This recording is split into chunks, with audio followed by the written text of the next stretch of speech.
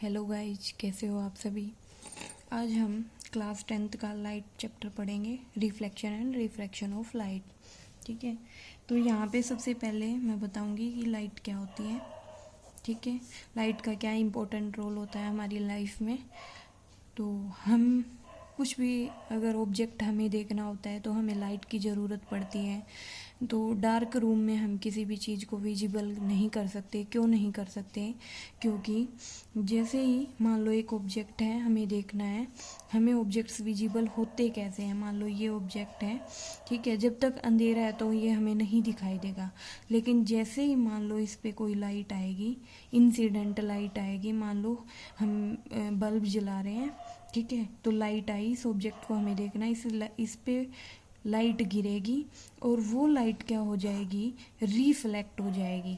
और ये जो रिफ्लेक्टेड लाइट है जब हमारी आँखों में एंटर करेगी तो हमें ये थिंग या ये ऑब्जेक्ट हमें विजिबल हो जाएगा। यही प्रोसेस होता है हर एक ऑब्जेक्ट को देखने के लिए। मान लो हमें कोई ऑब्जेक्ट्स देखने हैं तो वो हमें हम उन्हें कैसे देख पाते हैं, bye reflection of light, light के रिफ्लेक्शन की वजह से। ठीक है, तो लाइट की डेफिनेशन भी यही हो सकती है, क्या light is a form of energy which helps to see the objects. और हम क्या बता सकते हैं कि लाइट की हेल्प से हम क्या क्या कर सकते हैं, थिंग्स को विजिबल कर सकते हैं, ठीक है, देख सकते हैं। ओके, तो उसके बाद हम लाइट की प्रॉपर्टीज पढ़ते हैं। वैसे 8th क्लास में इसकी प्रॉपर्टी पढ़ ली थी कि लाइट क्या करती है, travel in a straight line में चलती है लाइट। ठीक है, सेकंड हमने इसकी प्रॉपर्टी पढ़ी थी कि इसकी जो वेलोसिटी होती है वो वेलोसिटी ऑफ लाइट सी बोलते हैं। 3 × 10⁸ मीटर पर सेकेंड से लाइट चलती है इन वैक्यूम में। क्लियर? ठीक है, और तीसरी जो बात थी कि जो लाइट है वो वैक्यूम में भी ट्रेवल कर सकती है। वैक्यूम का मतलब क्या है, फ्री स्पेस में भी ट्रेवल कर सकती है। फ्री स्पेस इन द मतलब फ्री स्पेस का मीनिंग ये हो सकता है एब्सेंस ऑफ एयर पार्टिकल, कोई भी पार्टिकल नहीं है, ठीक है, तो वहाँ पर भी लाइट जा सकती है। ठीक है, यहाँ पे लाइट की हम बात कर रहे हैं, सनलाइट। ओके, तो उसके बाद है reflection of light. Reflection of light क्या होती है? ठीक है, रिफ्लेक्शन ऑफ लाइट हमने 8th क्लास में पढ़ा था कि लाइट एक स्ट्रेट लाइन में ट्रेवल करती है। लेकिन रिफ्लेक्शन ऑफ लाइट क्या होता है कि लाइट के जो पाथ है उसका चेंज हो जाना with in the same medium. The change of path of light with in the same medium is called reflection of light. या दूसरी डेफिनेशन मैं दे सकती हूँ, when incident ray falls on any mirror then it reflects within the same medium is called reflection of light। दोबारा बता देती हूँ, when light incident on any mirror then light reflects within the same medium is called reflection of light। reflection of light mirrors में होता है। mirrors का मतलब क्या है, ये जो मैं ड्रॉ करती हूँ इसका मतलब कैसा सरफेस है, ये ओपेक सरफेस है, ओपेक। ठीक है, और ये वाली जो लाइन है ऊपर वाली, इसका मतलब ये सरफेस कौन सा है, रिफ्लेक्टेड सरफेस। ठीक है, तो रिफ्लेक्शन ऑफ लाइट क्या हुआ, जब हम किसी लाइट को इंसिडेंट कराते हैं तो वो रिफ्लेक्ट हो जाती है।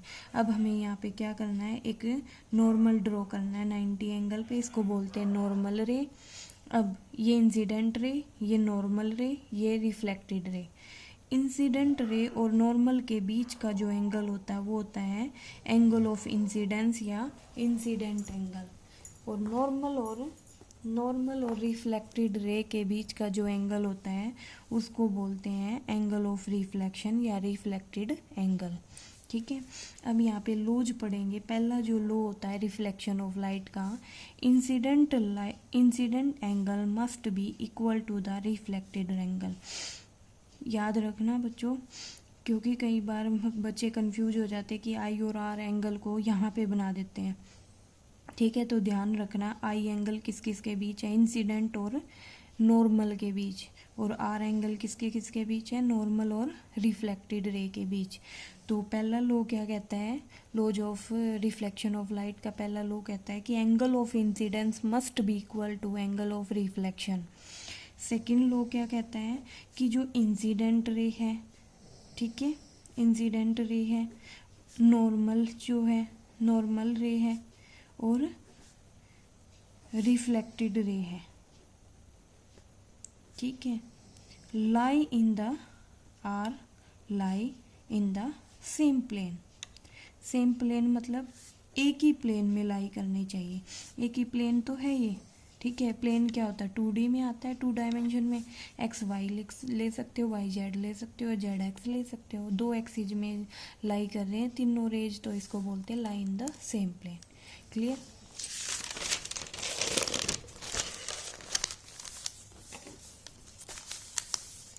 अब यहाँ पे हम स्फेरिकल मिरर्स पढ़ेंगे। स्फेरिकल मिरर्स, स्फेरिकल मिरर्स क्या होते हैं, देखो हमने प्लेन मिरर्स पढ़े हुए हैं। प्लेन मिरर्स जो हम घरों में यूज करते हैं, प्लेन जिसका रिफ्लेक्टिंग सरफेस प्लेन होता है, ठीक है। स्फेरिकल मिरर्स क्या होते हैं, जिसका रिफ्लेक्टिंग सरफेस कर्व्ड हो, कर्व्ड या स्फेरिकल शेप में हो, तो उसको बोलते हैं स्फेरिकल मिरर्स, ठीक है। स्फेरिकल मिरर्स दो तरह के होते हैं, पहला होता है कनकेव मिरर, दूसरा होता है कन्वेक्स मिरर, ठीक है। अब कनकेव मिरर में क्या होता है, अगर जो रिफ्लेक्टिंग सरफेस वो इनवर्ड हो, a mirror is said to be concave whose reflecting surface is inwards is called concave mirror, ठीक है। इसका डायग्राम हम प्लॉट कर सकते हैं। ये है हमारा कनकेव मिरर, ये कर्व्ड रिफ्लेक्टिंग सरफेस है, ये वाला सरफेस क्या है, रिफ्लेक्टिंग, ये वाला सरफेस क्या है, ओपेक, ठीक है। कन्वेक्स मिरर को हम कैसे बनाते हैं, ये कन्वेक्स मिरर है, इसका रिफ्लेक्टिंग सरफेस ये है, ओपेक सरफेस ये है। इसकी डेफिनेशन क्या होगी, वो मिरर जिसका रिफ्लेक्टिंग सरफेस क्या हो, आउटवर्ड्स, ठीक है, whose reflecting surface is outwards is known as convex mirror. Clear.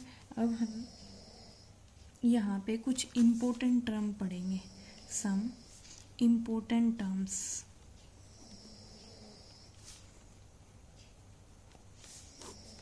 ठीक है, सम इम्पोर्टेंट टर्म्स में हमें सबसे पहला जो पॉइंट पढ़ना वो पढ़ना है पोल क्या होता है, ठीक है।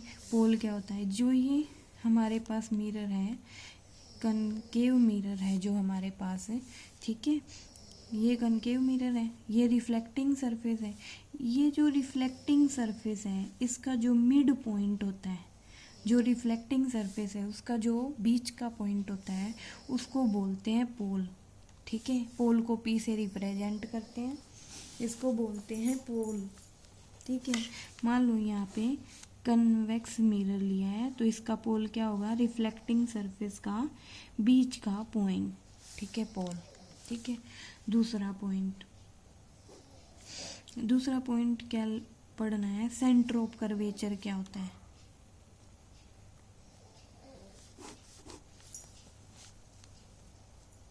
सेंटर ऑफ कर्वेचर क्या होता है, ये हमारे पास स्फेरिकल सरफेस होता है, कर्व्ड सरफेस इसको बोल सकते हैं।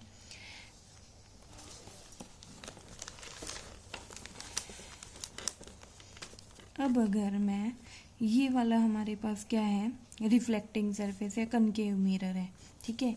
अगर मैं यहाँ से इसको पूरा ड्रॉ करूँ, स्फेयर बना दूँ, इसको पूरा, इसका पूरा अगर मैं स्फेयर बना दूँ, ठीक है, इसका पूरा स्फेयर बना दूँ और उसका बीच का पॉइंट बिल्कुल मिडल सेंटर वाला पॉइंट, उसको बोलते हैं सेंटर ऑफ कर्वेचर, सी से डिनोट करते हैं, ठीक है। क्या डेफिनेशन होगी सेंटर ऑफ कर्वेचर की, कि जो रिफ्लेक्टिंग सरफेस है अगर मैं उसको पूरा सफेयर ड्रॉ कर दूं, उसके बीच का पॉइंट जो होता है, सेंटर पॉइंट जो होता है, उसको बोलते हैं सेंटर ऑफ कर्वेचर। सिमिलरली हम कन्वेक्स मिरर का ड्रॉ कर सकते हैं, ठीक है। थर्ड जो पॉइंट होता है प्रिंसिपल एक्सिस,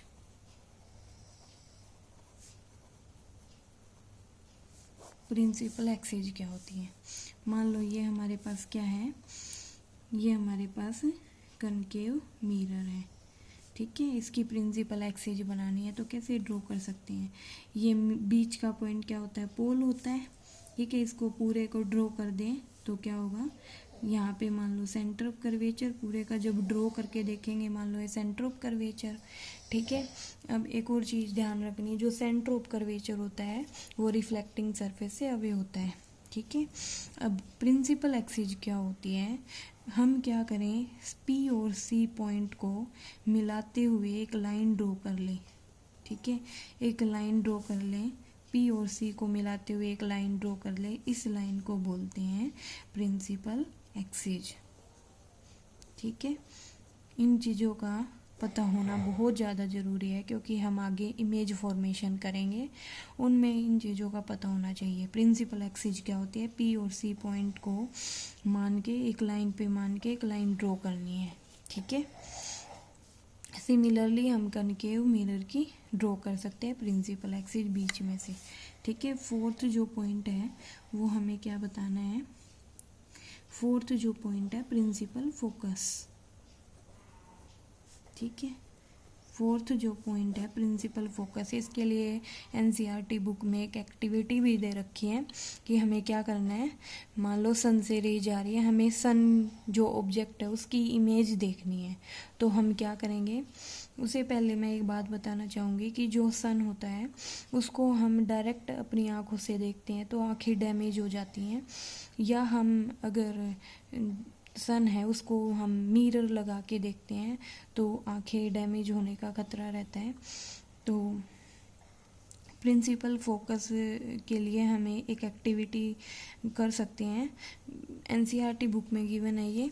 तो इस एक्टिविटी में होता क्या है, मान लो सन एक ऑब्जेक्ट है, उसकी इमेज हमें देखनी है, तो कैसे देख सकते हैं, मतलब सन से जो रेज आ रही हैं बीच में हमें एक मिरर लगाना है, मिरर को इस तरह से सेट करना है कि नीचे एक पेपर रखना है, मिरर को सेट करते हुए ऐसे करते जाना है कि जो सन है उसकी जो स्पॉट है या मतलब डॉट मिलेगी, कैसा साइज मिलेगा वो हमें पेपर पे मिल जाए, ठीक है। हमें पेपर को आगे पीछे घुमाते रहना है, हमें सेटिंग करनी है कि किस तरह हमें इमेज मिल रही है, ठीक है। तो हमें अब क्या करना है, अगर हमारे पास इमेज मिल जाती है, एक स्पॉट ब्राइट स्पॉट मिल जाता है सन का, तो वहाँ से लेके और मिरर तक के बीच की डिस्टेंस को हमने मेजरिंग स्केल से मेजर कर लेना है, वही फोकल लेंथ होती है, ठीक है।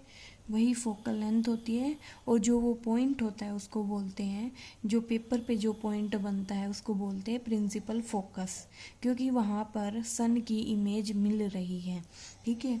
एक्टिविटी करते हुए एक चीज़ और वहाँ लिखी गई है कि मान लो हमें ये जो स्पॉट मिल गया तो वहाँ पे जो पेपर होता है वो बर्न हो जाता है। वो पेपर बर्न क्यों हो जाता है, क्योंकि सनलाइट की कंसंट्रेशन वहाँ पे बढ़ जाती है। इसी वजह से कई बार ये देखा गया है कि अगर हम पेपर पे इमेज बनाने लगते हैं तो पेपर बर्न हो जाता है, ठीक है।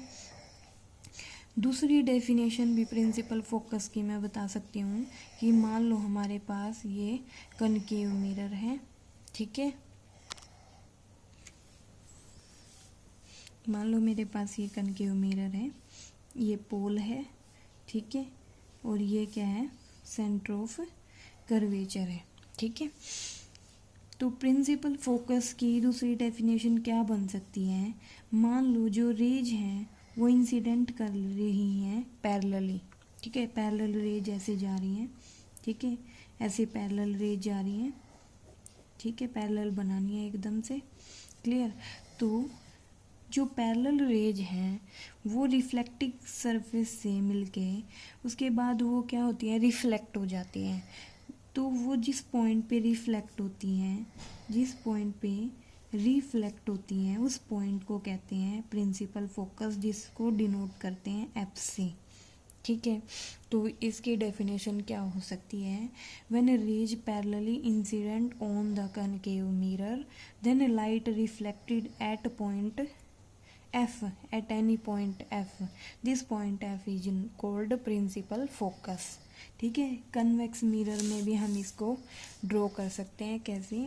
मान लो ये हमारा कन्वेक्स मिरर है, ठीक है। ये रिफ्लेक्टिंग सरफेस है इसका, ये पी पॉइंट है, ये क्या जा रही है? Principal axis. एक और चीज़, जो कनकेव मिरर होता है उसका सेंटर ऑफ कर्वेचर इस साइड होता है, ठीक है, और फोकस भी इसी तरफ होगा, ठीक है। मान लो अब क्या हुआ, लाइट जा रही है पैरेलली, लाइट ऐसे पैरेलल जा रही है, प्रिंसिपल एक्सिस के लाइट पैरेलल जा रही है ऐसे, तो क्या होएगी? वो रिफ्लेक्ट हो जाएगी, रिफ्लेक्ट हो जाएगी तो ऐसे रिफ्लेक्ट हो जाएगी, ठीक है। अब देखो ये जो लाइट है उधर कहीं पर भी प्रिंसिपल एक्सिस से मिलने के चांसेस नहीं है, तो वो आके कहाँ पे मीट करेंगी? यहाँ पे मीट करेंगी, ठीक है। इसको एक्स्ट्रापोलेट कर लीजिए, तो ये जो पॉइंट होगा ये फोकस होगा, ठीक है। अब नेक्स्ट करना है relation between capital R and F. उससे पहले एक और टर्म रेडियस ऑफ कर्वेचर क्या होता है?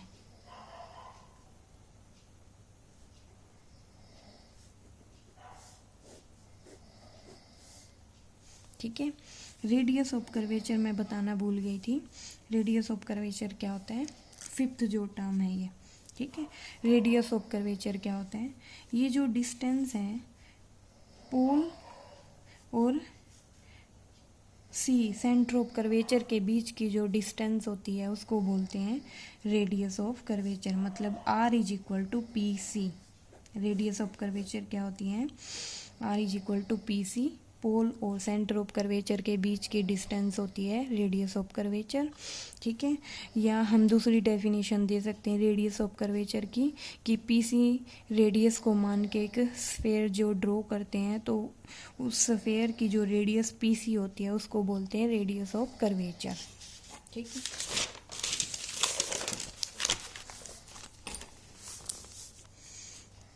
अब नेक्स्ट पढ़ेंगे relation between capital R and F. अब ये एफ क्या होती है? एफ फोकल लेंथ होती है, ठीक है। फोकल लेंथ कौन सी डिस्टेंस होती है? मैंने तुम्हें अभी बताया कि मान लो ये कनकेव मिरर है, ठीक है, ये पी पोल पॉइंट है, यहाँ पे मान लो सी है, सेंटर ऑफ कर्वेचर है, ये पी सी जो डिस्टेंस होगी ये आर होगी, ठीक है। मैंने क्या बताया था अभी कि मान लो पैरेलल रेज जा रही हैं, वो कहाँ किस पॉइंट पे कट करेंगी? फोकस पॉइंट पे कट करेंगी, ठीक है।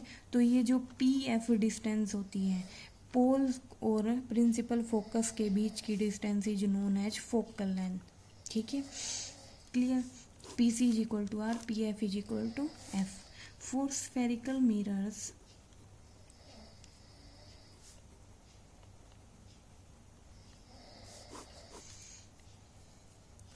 जो R होता है रेडियस ऑफ कर्वेचर वो ट्वाइस ऑफ F होता है। कैसे? P C is equal to क्या है? पी एफ प्लस में सी एफ या F C, P F plus में सी एफ सी, ठीक है। अब ये जो दोनों डिस्टेंसेज होती हैं ये इक्वल होती है, ठीक है, एफ प्लस एफ आर। तो R is equal to 2f। Most important relation and useful relation, R is equal to 2f। Clear? ठीक है। अब एक और टर्म पढ़ते हैं हम, अपर्चर क्या होती है? ये जो अपर्चर है जिस लेंथ की हम कर्व्ड सरफेस लेते हैं इसको बोलते हैं अपर्चर, ठीक है। Okay, thank you very much.